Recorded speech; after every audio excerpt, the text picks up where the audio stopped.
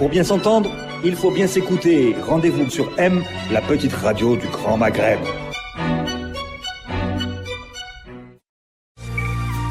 Avec Cevital, une dynamique de croissance.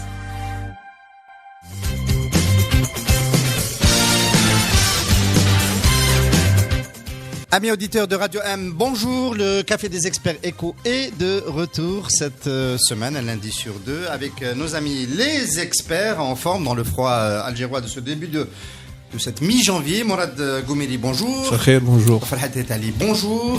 Nous avons le plaisir d'accueillir aujourd'hui Slim Atmani. Slim Atmani, bonjour. Bonjour. Slim Atmani, président de NCA et président du think tank CARE dédié à l'entreprise. Messieurs, on va profiter de votre présence pour aborder un sujet pour lequel nos auditeurs nous ont demandé de dire quelque chose. C'est la relation, c'est le Maghreb, c'est l'intégration économique maghrébine. Et on a choisi d'en parler à travers le point nodal qui est celui de la frontière terrestre fermée entre l'Algérie et le Maroc. Pourquoi ? Parce que c'est un sujet qui peut revenir dans la campagne électorale des présidentielles dans les mois qui viennent. C'est un sujet que les Algériens, dans la vie de tous les jours, évoquent, notamment les Algériens de l'Ouest qui ne peuvent pas aller au Maroc par route et les Marocains de l'Est, évidemment, qui ne peuvent pas venir en Algérie et commercer avec l'Algérie par route. Ils sont obligés de faire un grand détour alors que la frontière est fermée pendant ce temps.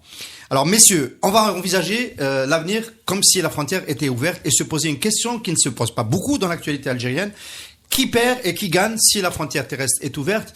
Quelles sont les filières qui vont en profiter? Quelles sont les filières qui vont peut-être perdre du fait que la frontière est ouverte? C'est pas sûr qu'il y en ait beaucoup, mais on va essayer de serrer tout ça tout au long de cette émission. Donc on a choisi d'inviter Slim Atmani pour en parler avec nous parce que Slim Atmani et NCA exportent vers la Tunisie et il a une connaissance du commerce transfrontière avec un pays maghrébin avec lequel l'Algérie entretient des relations commerciales par voie terrestre à travers la frontière. Et à un moment donné dans l'émission, on pourra faire un benchmark et comparer un petit peu ce qui se passe des deux côtés. Alors, première question, si la filière terrestre se remet en route, si la frontière est ouverte, est-ce que on peut considérer qu'il y a des entreprises des deux côtés de la frontière, marocaine et algérienne, qui peuvent rapidement se remettre à exporter vers le marché voisin et lesquelles? Slim, peut-être, parce qu'il y a une bonne connaissance à travers le CARE et le FCE de l'offre économique des deux pays. Tu me fais l'honneur de me donner la parole en premier. Avant tout, merci de m'interroger sur le sujet de la construction maghrébine. C'est un sujet qui me tient à cœur. Avant d'être exportateur vers la Tunisie, j'ai toujours défendu la cause de cette intégration maghrébine. On n'y est pas encore. Tout le monde présente évidemment la fermeture des frontières comme étant le nœud gordien de l'intégration maghrébine. Je pense que l'ouverture des frontières serait bénéfique, évidemment, pour toutes les parties. Il y aura certainement quelques acteurs qui seront perdants, mais quelle est la solution qui satisfait 100% des intervenants des deux côtés des frontières ou des deux côtés des frontières? L'intégration, en fait, l'ouverture des frontières virtuelles entre la Tunisie et le Maroc existe. L'ouverture de la frontière entre la Tunisie et l'Algérie, elle existe avec toute la complexité que nous connaissons et toute disons la volatilité des textes qui régissent la relation. Maintenant, reste la frontière entre l'Algérie et le Maroc qui est fermée, qui, si elle est ouverte, de mon point de vue, sera bénéfique pour les deux parties. Ça, c'est pour résumer mon opinion sur le sujet et je pourrais parler... Bénéfique pour les deux parties, ça veut dire que... parce que ce qui est commun dans ce qui se dit autour de nous, notamment chez les responsables, c'est que on serait un peu dans un scénario comme celui de 89-94. 94 date de la refermeture de la frontière terrestre entre les deux pays. Ce sont surtout les Marocains qui en profitent. À travers les flux de touristes algériens qui vont dépenser leur argent au Maroc et à travers certaines exportations marocaines qui bénéficieraient d'une frontière ouverte. Je parle des exportations formelles. On aura le temps de parler de l'informel.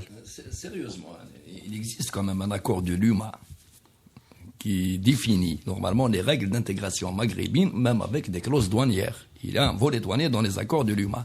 Le Maroc n'est pas exclu de ces accords. Donc, la fermeture des frontières, qui est due à d'autres facteurs, à d'autres causes extra-économiques, ne peut pas exclure de facto le Maroc des dispositions de cette convention, même de détaxe pour les produits communs. Donc, l'intégration maghrébine a toujours été dans l'esprit des décideurs de tous les pays maghrébins. Aujourd'hui, cette contrariété d'ordre politique ou sécuritaire ne peut pas être expliqué par des considérations économiques. ni par des Ces nuisances. dispositions fonctionnent pour les échanges commerciaux entre les deux pays. D'ailleurs, la première question que je devais poser, c'est le volume d'échanges entre les deux pays par les ports et par les avions. Enfin. Il est de combien? Maximum 2% du PIB de la région. Voilà. 3%, enfin, c'est les derniers chiffres que j'ai obtenus hier. En fait, si on met au centre de la discussion l'ouverture de la frontière terrestre, je crois qu'on est à côté de notre plaque. Hein. Merci pour le choix du sujet. Ben voilà. Merci. Non, c'est toujours agréable d'être aidé. Le choix du sujet est important, même il est sensible. Mais on est à côté de la plaque. Il me semble que en 1972, c'est une expérience personnelle. J'étais étudiant fonctionnaire ou fonctionnaire étudiant, et j'étais au ministère du Commerce à la direction des relations extérieures. Le premier dossier qu'on m'a donné, c'est le dossier qui porte l'acronyme CPCM, comme Comité permanent pour la construction du Maghreb. Comité permanent pour la construction du Maghreb, CPCM. Lorsque j'ai eu ce dossier, j'ai ouvert ce dossier, j'ai vu des projets extraordinaires. Par exemple, le Trans-Maghrébin, qui devait relier Tunis à Casablanca en train. On serait aujourd'hui parti en Tunisie en vacances en train, et non pas avec le flux de véhicules, etc. On aurait pu faire l'émission en train de Tunis à Casablanca. Tout à fait. Voilà. Tout à fait. De préférence un TGV d'ailleurs. Ensuite, la banque maghrébine qui existe, qui ne fonctionne pratiquement pas, elle a financé 2 ou 3 projets tunisiens tels que Simon Blanc, moteur tracteur, etc. Elle est basée en Mauritanie d'ailleurs. En Mauritanie. La Mauritanie, au niveau géopolitique, l'introduire dans le Maghreb, ça me semble un peu... Bon, mais allez. Donc, le problème, c'est quoi? Le problème, c'est... D'abord, je voudrais quand même attirer votre attention sur le fait que le commerce mondial, à 80% se fait par voie maritime. Or, la frontière maritime et la frontière aérienne sont ouvertes.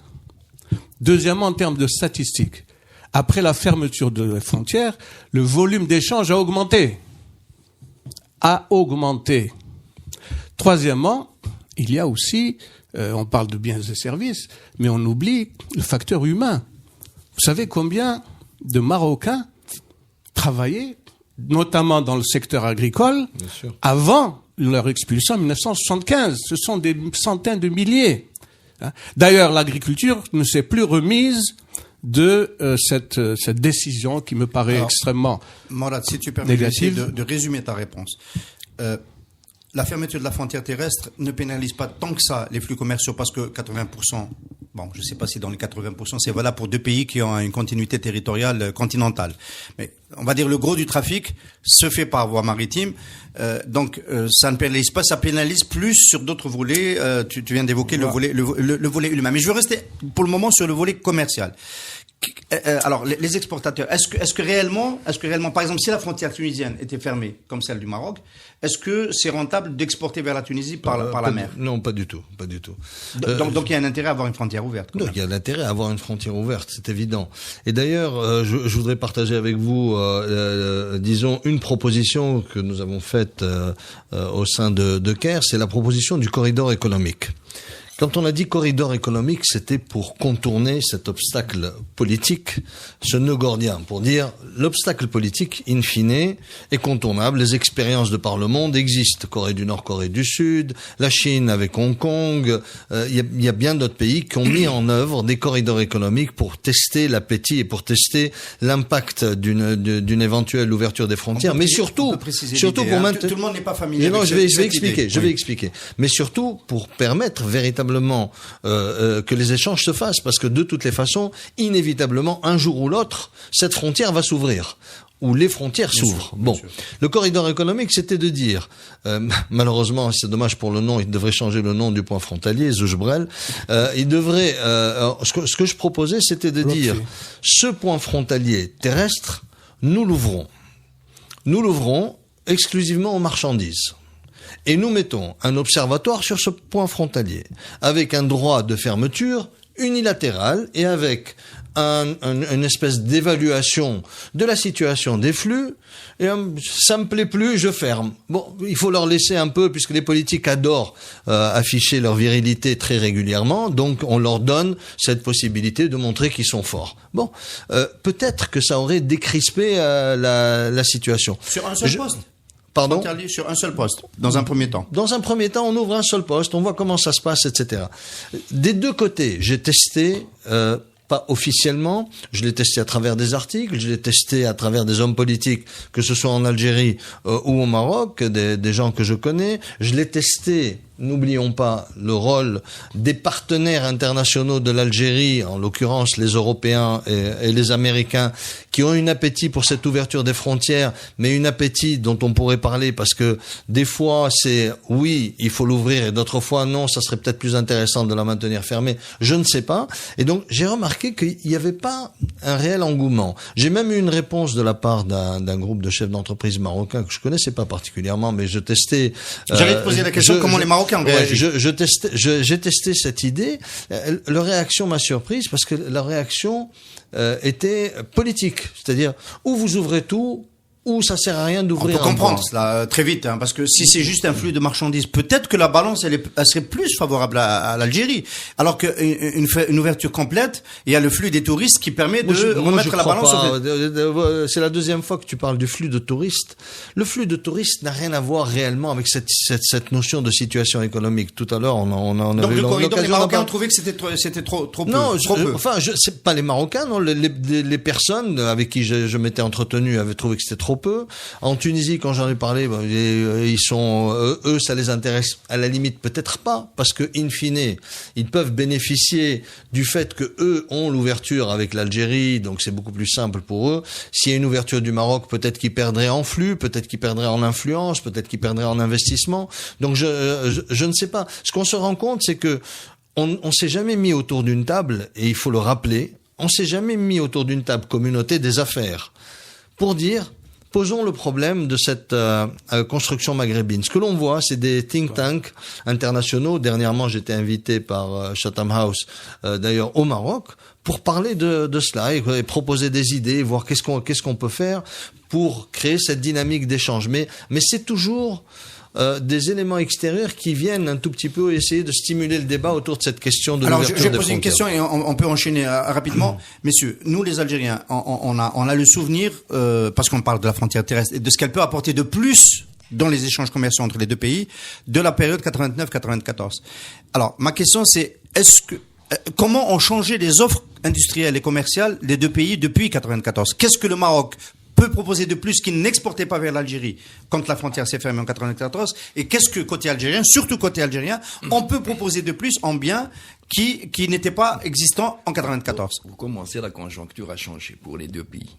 Premièrement, pour les produits que le Maroc réexportait, pour ne pas dire exportait, vers l'Algérie avant 94. Aujourd'hui, l'Algérie les importe directement par ses ports. Il y a même une surconsommation de produits que la population marocaine l'habillement, notamment, je me rappelle l'habillement. Parce qu'ils ils sont de très bonnes manufactures, ils ont un rapport qualité-prix qui est bon, au même titre que les Tunisiens. Ceci dit, nous avons les frontières ouvertes avec la Tunisie. La Tunisie ne nous a pas pratiquement inondés parce qu'il y a des Chinois qui casse le rapport qualité-prix, particulièrement les Chinois en matière de prix. Donc nous sommes 42 millions, le gros de la population achète ce qu'il y a de moins cher.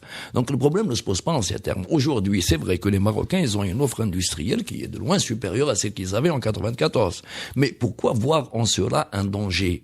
Pourquoi part-on de balance commerciale qui risque de se déséquilibrer avec ce pays ou un autre pays d'Afrique du Nord, alors que notre balance commerciale est quasiment déséquilibrée avec tous les partenaires? Si vous n'avez aucune offre hors hydrocarbures en termes d'exportation, pourquoi particulièrement focaliser sur un pays donné pour considérer qu'il risque d'être dangereux économiquement pour vos entreprises? Nos entreprises sont-elles en difficulté face au marché marocain, face au marché mondial? Je crois que le paradigme se pose pratiquement avec le reste de la planète. Et là, c'est des considérations internes qui plombent l'exportation, qui plombent la productivité ou la capacité d'avoir un bon rapport qualité-prix. Ce n'est pas le problème marocain. Marocains, donc les politiques, et quand ils essaient de faire intrusion dans le domaine économique pour faire miroiter éventuellement le danger de ce voisin ou d'un autre voisin sur notre économie, je crois qu'ils subliment un petit peu le problème et qu'ils font intrusion dans un domaine qui n'est pas le leur. Voilà, il y a une surdétermination, comme disent les marxistes, vis-à-vis du Maroc.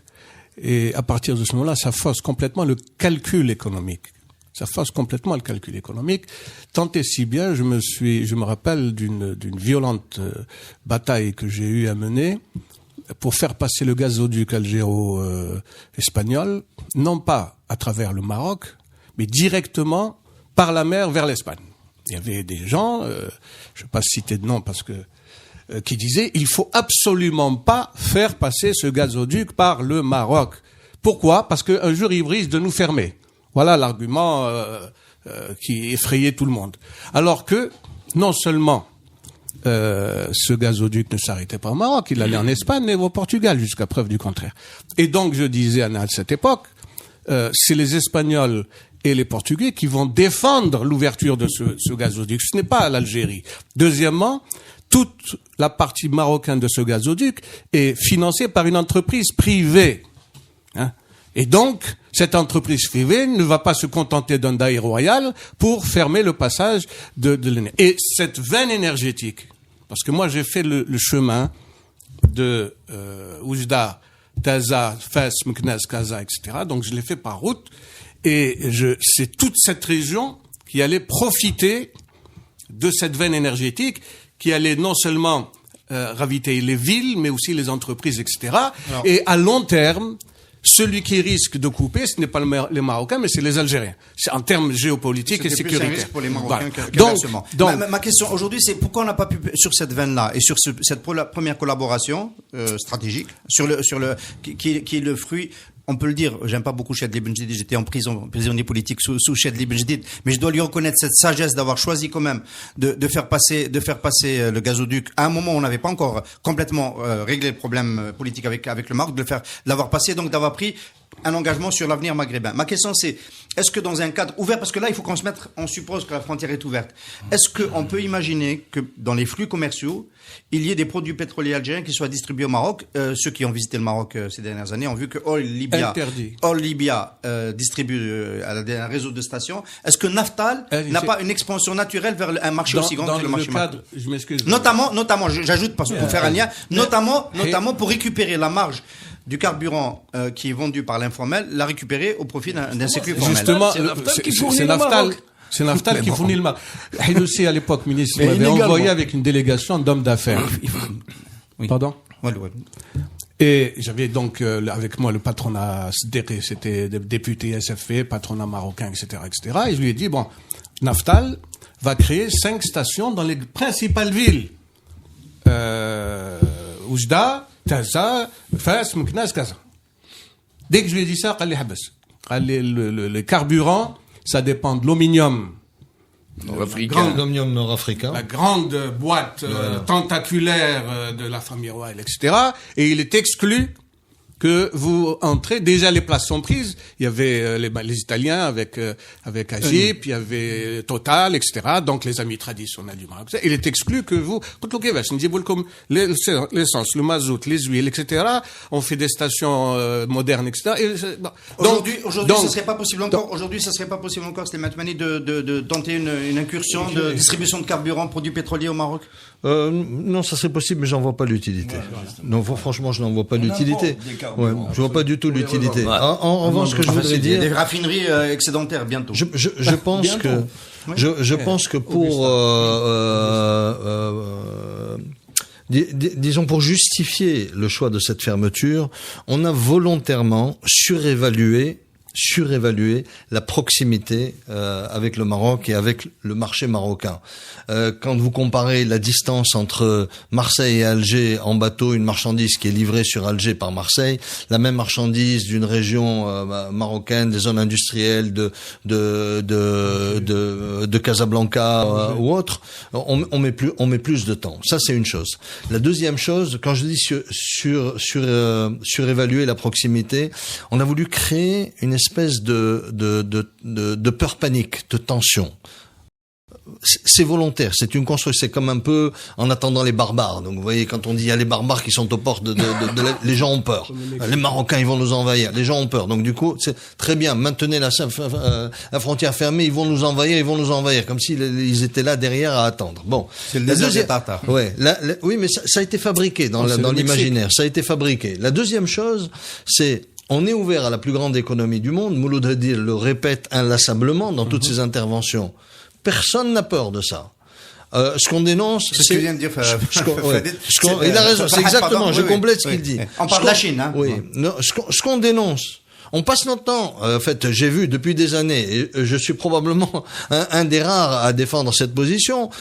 Pas parce que j'ai une sympathie particulière pour l'Europe, mais parce que je veux qu'il y ait un peu de cohérence. Vous posez la question aux chefs d'entreprise algériens, aux divers patronats. Avez-vous lu l'accord de libre-échange avec l'Union européenne? Il n'y en a aucun qui l'a lu. Il n'y en a aucun qui est capable de dire ce qu'il peut en tirer. Et je défie quiconque de venir me dire, dans cet accord, voilà ce que je peux en tirer. Nous avons fait l'exercice au sein de mon entreprise et on en a tiré profit sur certaines actions.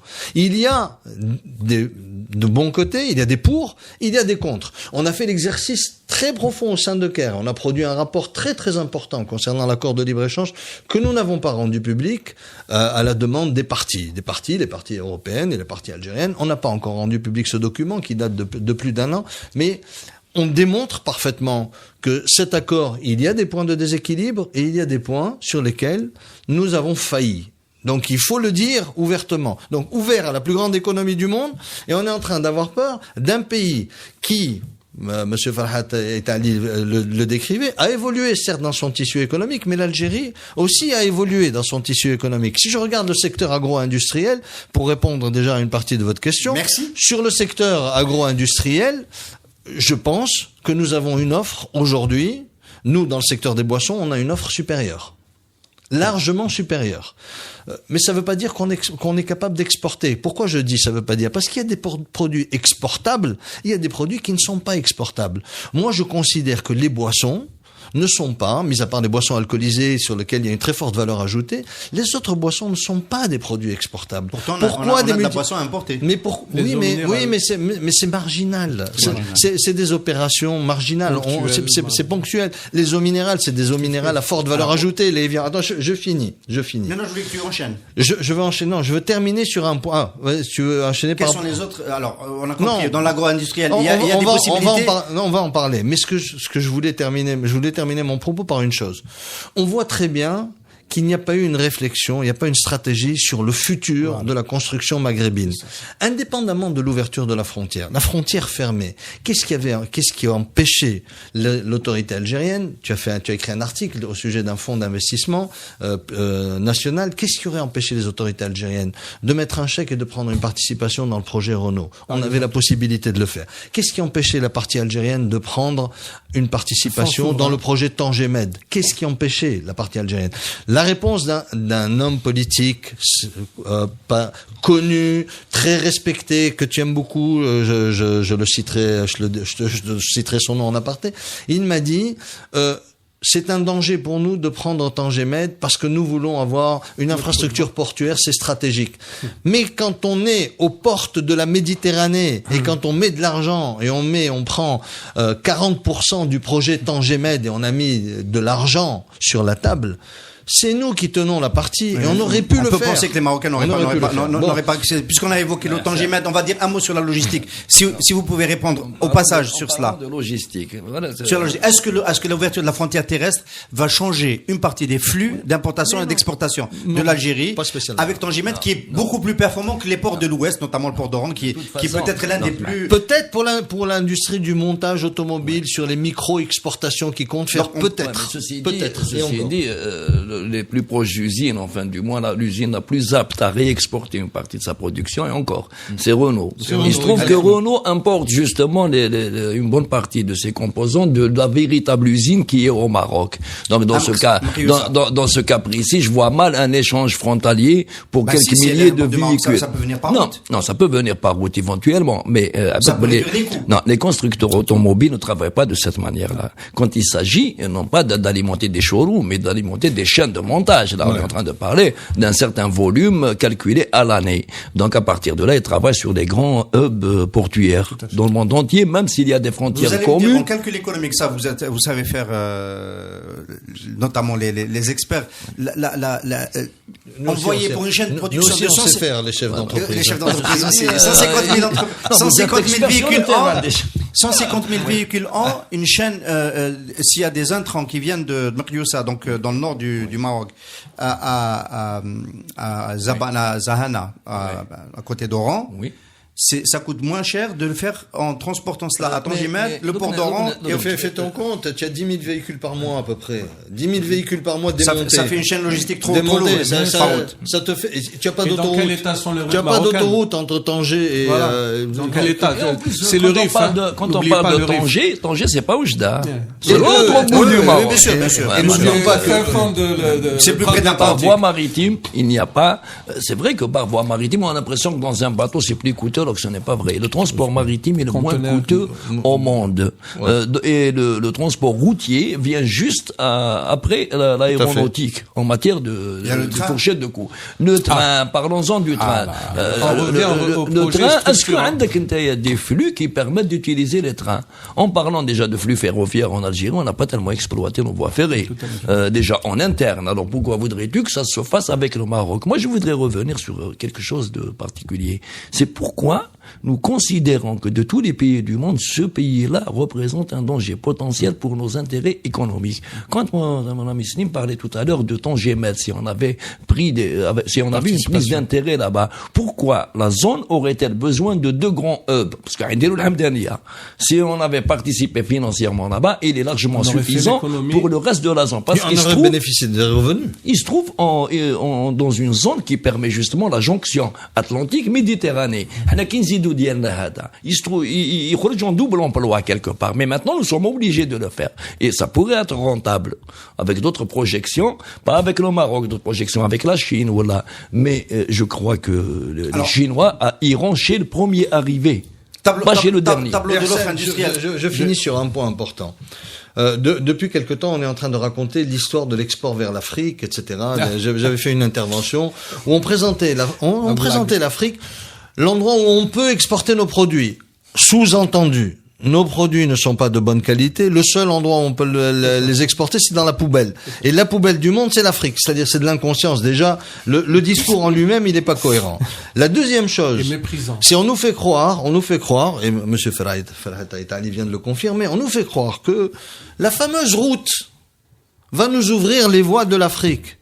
Mais il faut compter en temps ce que ça coûte, en nombre de jours. Est-ce que vous savez combien de jours met le camion de la frontière mauritanienne jusqu'à quasiment la frontière sénégalaise?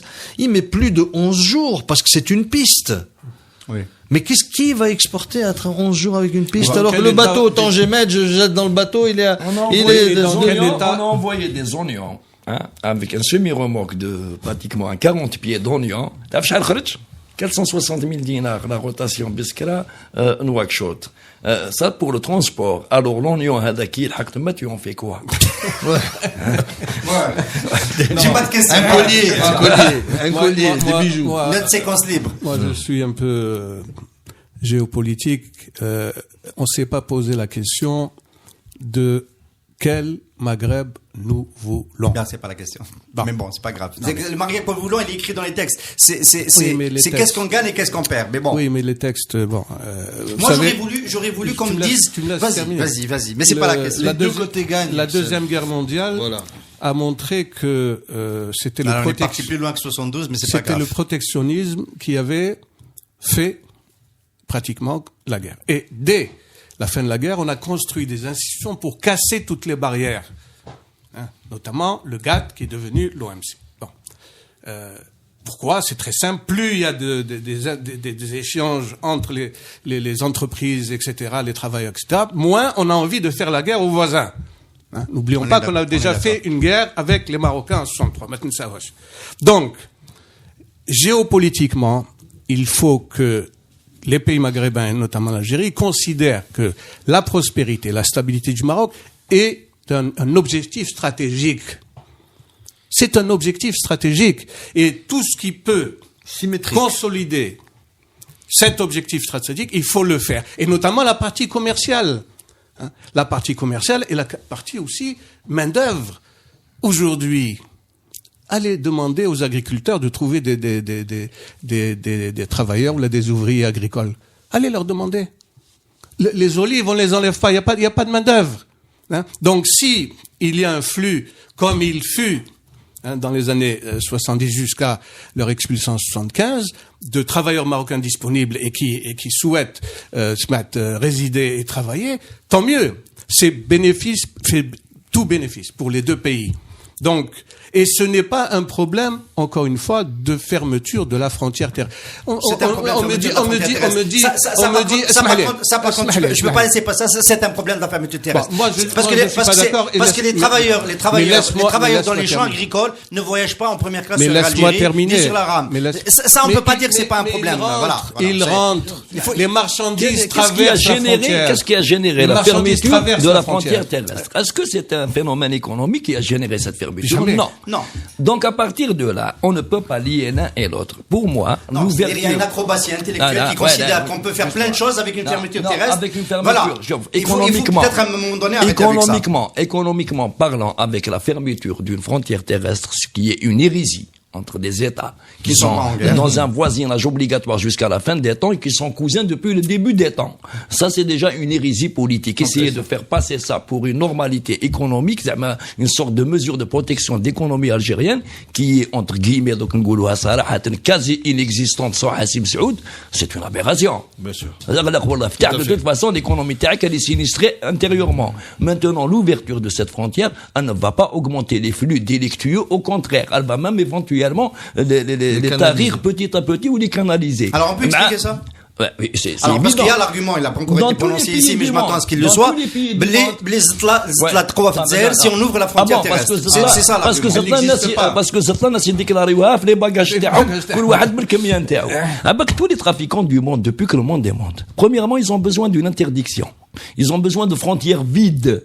Pas pleine de gens qui transitent. Tous les pays qui ont eu du marché noir, chronique ou là, en force, c'est des gens justement qui ont ces fameuses frontières qui sont limitées aux contrebandiers et à ceux qui sont censés les pourchasser. Là, c'est ce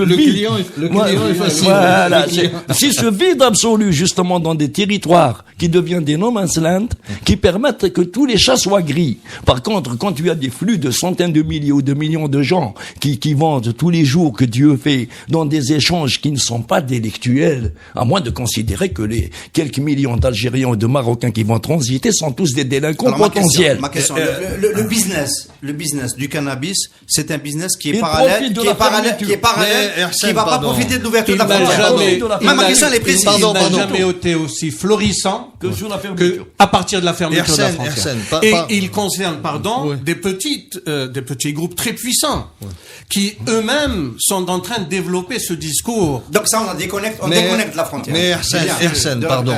Vous êtes en train de parler du trafic de cannabis comme si le trafic de cannabis est né le lendemain de la fermeture des frontières.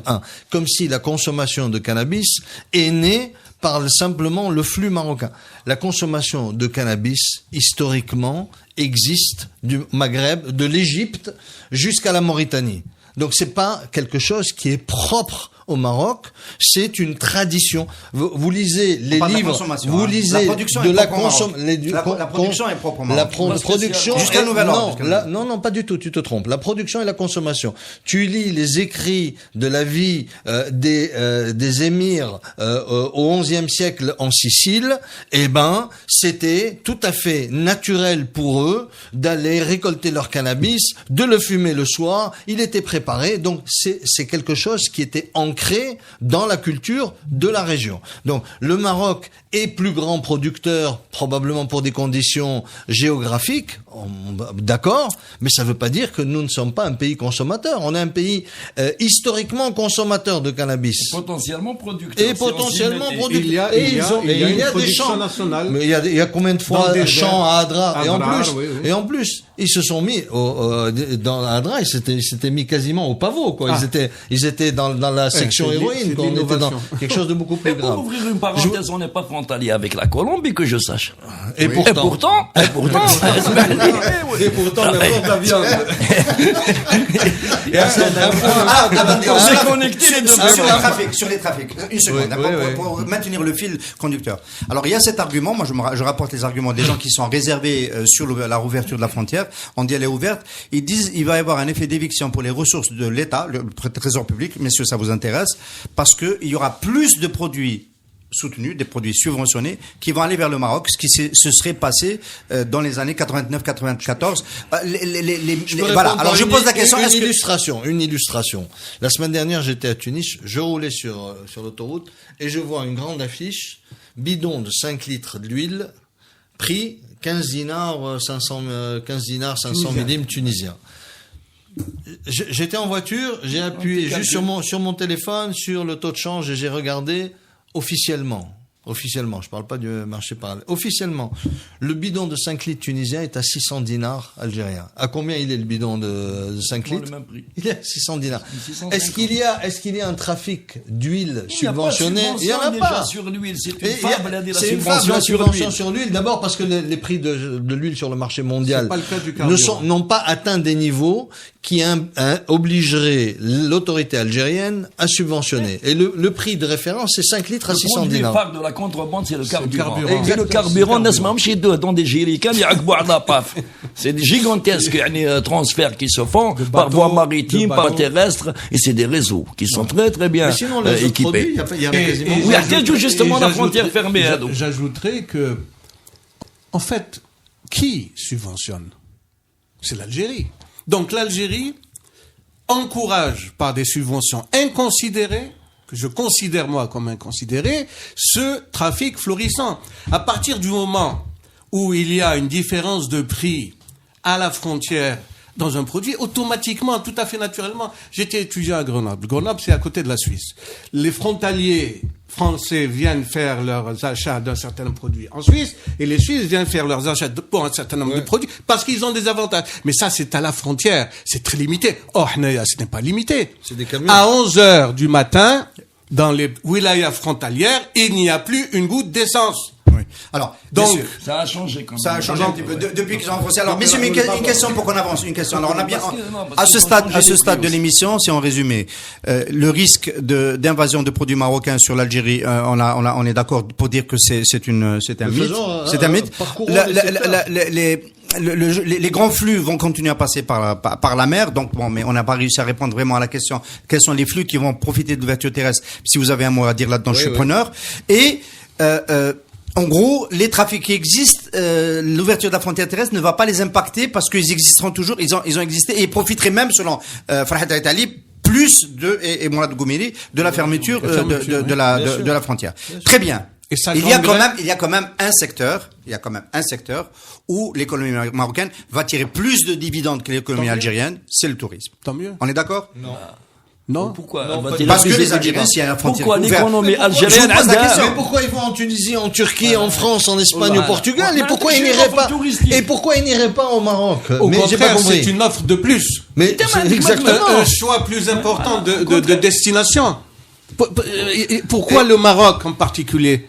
Pourquoi les gens qui vont en Turquie, à l'âge? Donc c'est une offre de plus d'un produit de touristes ici où ils se promenent le Maroc. Voilà. D'un produit. Les touristes en sens en flux et sortant. On a 2 millions et demi de touristes, qu'ils aillent en Tunisie ou qu'ils aillent au Maroc ou qu'ils aillent en Turquie. Nous les avons perdus de toute façon. Je reformule ma question. Sur chaque touriste, s'il prend 1000 euros le wahd, 1000 euros sur 2 millions, ça te fait 2 milliards d'euros qui partent, soit vers, la plupart c'est du marché parallèle, pour ses besoins de tourisme. Mais pourquoi n'irait-il pas au Maroc, qui a un produit touristique extraordinaire, entre parenthèses, hein? Soyons sérieux. Oui. Arsène, Juste de deux choses d'une. Ou bien on voit le problème et on essaie de comprendre pour apporter une solution comme ça ponctuelle, qui n'est pas dans une perspective de construction maghrébine, ou bien on voit les choses dans une perspective de construction maghrébine. Moi, quand j'ai un touriste algérien qui part au Maroc ou en Tunisie, il va nouer des liens. Ça peut être des liens économiques ou ça peut être des liens familiaux. Il va se marier, ou elle va se marier, ou bien ils vont monter des affaires communes ensemble.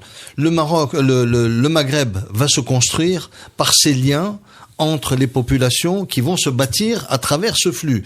Si je suis enfermé dans cette logique d'enfermement de l'Algérie, d'albanisation de l'Algérie, qui est promue depuis des années, qui continue à être promue.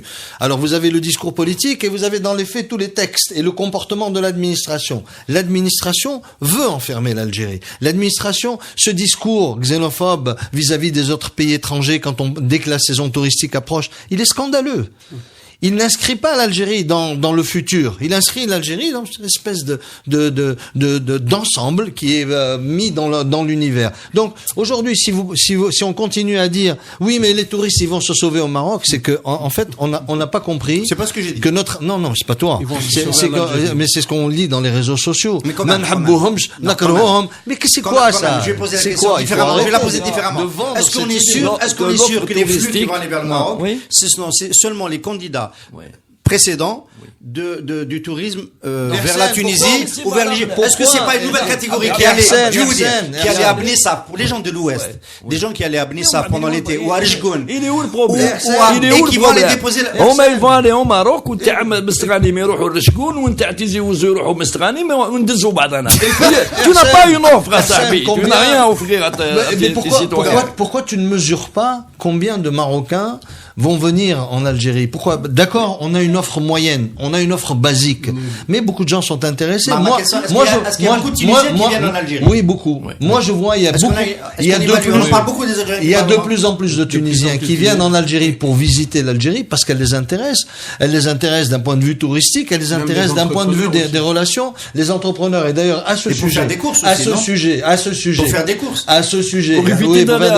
mais à ce sujet, mais faire des courses c'est ponctuel, mais à ce sujet, si on regarde les rencontres patronales intermaghrébines, c'est zéro.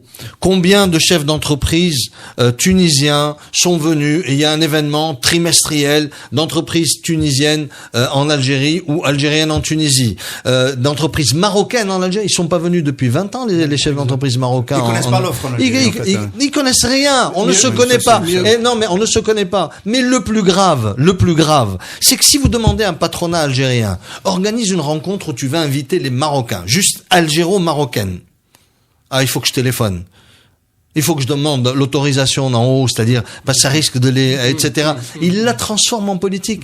Le manque d'émancipation ne permet pas aussi d'ouvrir des sujets comme celui-là et d'ouvrir des débats qui permettent de projeter l'Algérie dans ce qu'elle devrait être. C'est un véritable pivot du Maghreb. Un de mes ministres, pour ne pas le citer, m'a demandé d'aller construire un institut de formation bancaire, douanière et d'assurance maghrébin. L'UEDF. Maghrébin au départ. Une fois que je l'avais construit, etc., avec Cheikh en Tunisie, etc., je lui ai dit, il faut qu'on aille voir les Marocains pour que ça... Eh bien, j'ai pas pu le faire. Alors que pour la Tunisie, il existe. Il y a un institut en Algérie qui, à Coléa, où j'étais directeur général, qui s'occupe des douanes et de la fiscalité. Et à Tunis, l'IFID fait des formations pour les banquiers et les assureurs. Les Marocains, on m'a dit clairement, attends, on verra. On verra, ça veut dire quoi? Alors, messieurs, douane fiscalité. Question, douane fiscalité. Un institut de formation universitaire, c'est un lieu de brassage de haut niveau, tant au niveau des enseignants que des étudiants. C'était des 3 cycles, c'était pas rien du tout. Donc, et cela, je parle de ça il y a 20 ans, 30, 15 ans en arrière, 20 ans en arrière.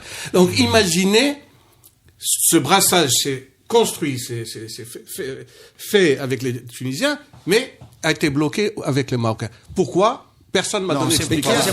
La question, pourquoi. on sait pourquoi. Peut-être Douane et fiscalité, une question précise quand même. Douane et fiscalité, je tiens à mon fil conducteur. Donc la frontière est ouverte, elle est ouverte et on est en train d'évaluer un peu les impacts. Mais normalement, l'impact sur le budget de l'État. Est-ce que les revenus, je parle à l'ancien inspecteur des finances, les revenus de l'État algérien sur le plan douanier, est-ce qu'on peut considérer que c'est une bonne ou une mauvaise chose? Une frontière ouverte. J'ai parlé au début de la convention douanière qui existe justement entre tous les membres de l'UMA et dans laquelle le Maroc est partie intégrante, donc le produit marocain et il bénéficie de franchises dont ne bénéficient pas d'autres produits. Donc à partir de là, la fiscalité algérienne ne changera pas tellement en termes de recettes, quel que soit le flux et la nature des accès frontaliers à Bahar ou à Alber, ça ne changera pas parce que nous avons déjà une convention. Donc il ne s'agit pas de voir la chose sous la forme fiscale, il faut la voir sous forme d'intégration maghrébine. Cette intégration-là, donc on va faire un peu de politique, elle est dans l'ordre des choses, même sur le volet humain. On ne peut pas transcender cette histoire-là jusqu'à la fin des temps et laisser du bureaucrate ou des partis d'un côté ou de l'autre de la frontière nous emprisonner dans des sortes de forts à l'amour. Il n'y a plus de place pour Fort Alamo au XXIe siècle.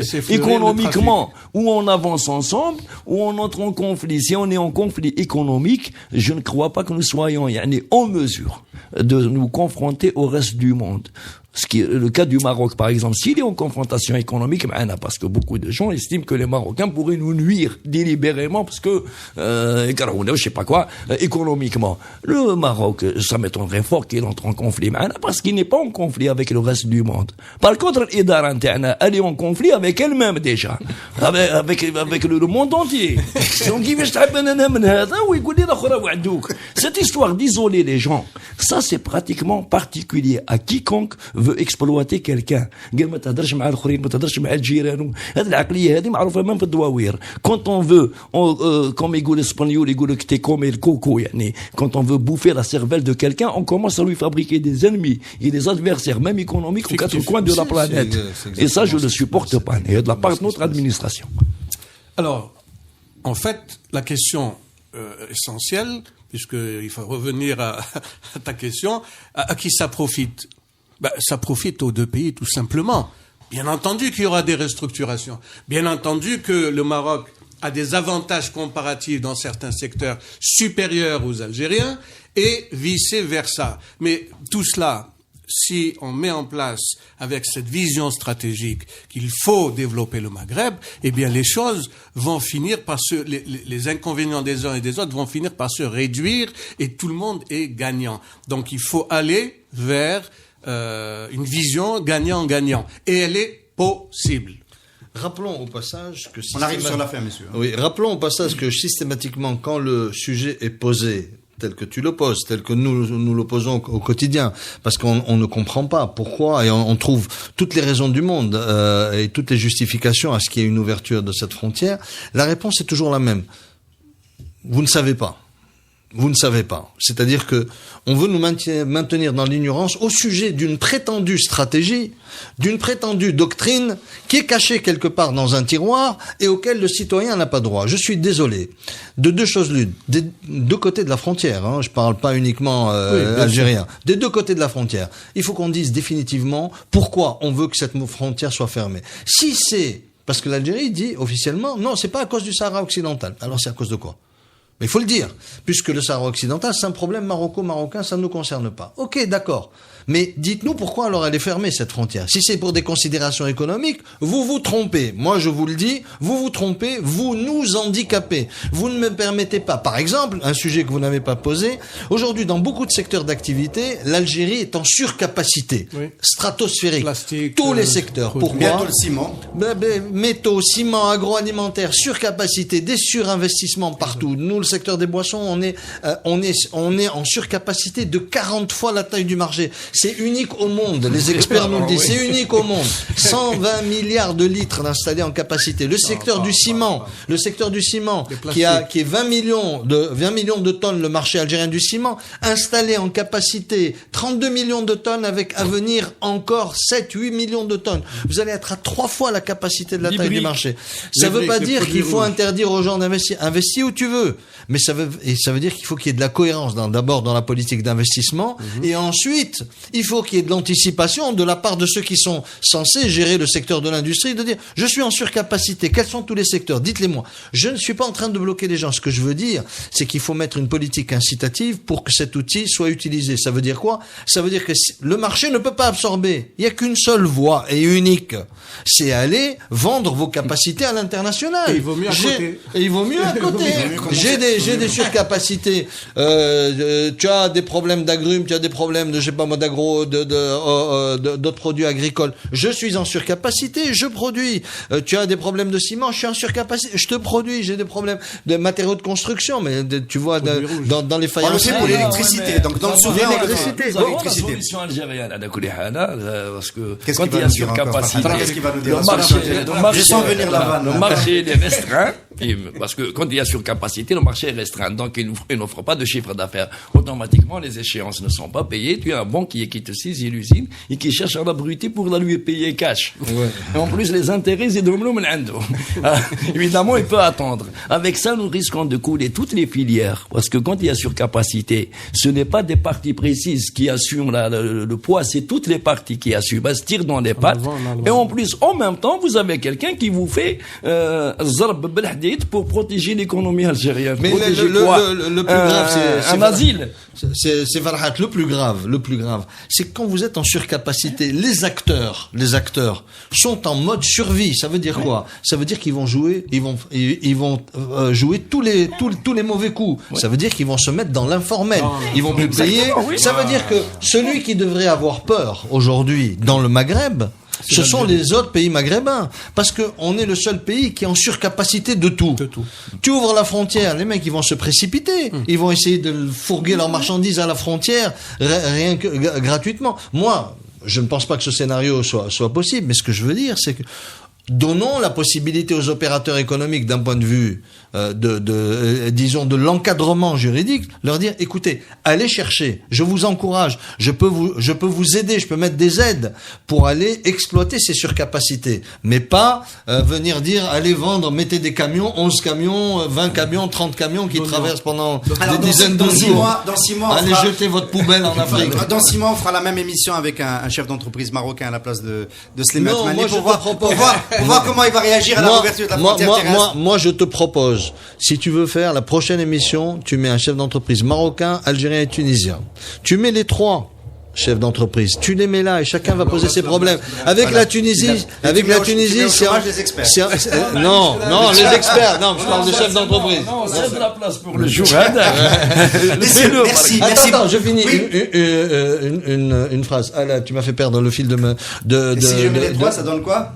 Non, c'est pas grave. Non, ce que je veux te dire, c'est qu'avec la Tunisie, j'insiste, le flux ne peut pas être un flux, disons, construit, compte tenu, de la volatilité des textes de loi, et deuxièmement, ce que l'on oublie, si on veut un déploiement maghrébin pour les chefs d'entreprise algériens, les Tunisiens et les Marocains, ils l'ont, mais c'est donner l'arme de la guerre, leur permettre d'investir dans ces pays-là pour qu'ils puissent eux-mêmes contribuer à l'accélération des flux qui partent d'Algérie vers ces pays-là ou dans l'autre sens, peu importe, mais qui est ce flux-là, qu'on le construise. On n'est pas en train de le construire. On a fait exprès d'éluder ce volet du co-investissement et des investissements transversaux des deux pays. Parce que vous voulez rester sur la thématique des flux commerciaux terrestres. Évidemment, on abordera un jour. Conclusion, c'est bénéfique pour toutes les parties. Merci d'avoir conclu à ma place, messieurs. Merci les experts. Dans 2 lundis. Merci beaucoup d'avoir été avec nous. Merci, au revoir. Merci Hassan.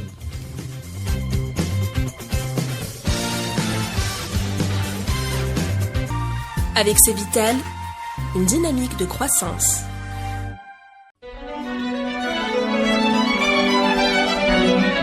Pour bien s'entendre, il faut bien s'écouter. Rendez-vous sur M, la petite radio du Grand Maghreb.